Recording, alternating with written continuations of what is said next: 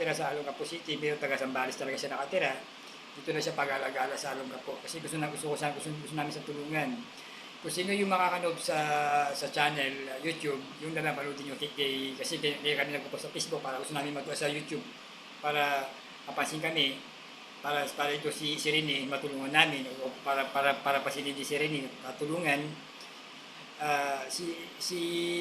Ang pangalan ng messenger ni Bal Ginisam yung masing binaligtad niya kaya Ginisam. Yung messenger, ulitin ko, yung pangalan ng messenger ni Bal Ginisam.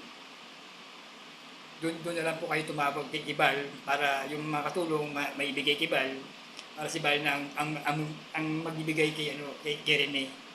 Kaya maraming po salamat. Sana po gusto niyo po ninyong tulungan natin po si Rene para makabalik na rin po sa Zambales. Para kasi kawawa ko talaga tao na yan. Nakita nyo naman, di ba, ano po yan, Aita, anak po ng Aita sila, marami lahi po silang Aita. Kaya salamat po. Ang pangalan po ng messenger ni Bal, di Bal pala po, Bal Ginisam. Thank you po.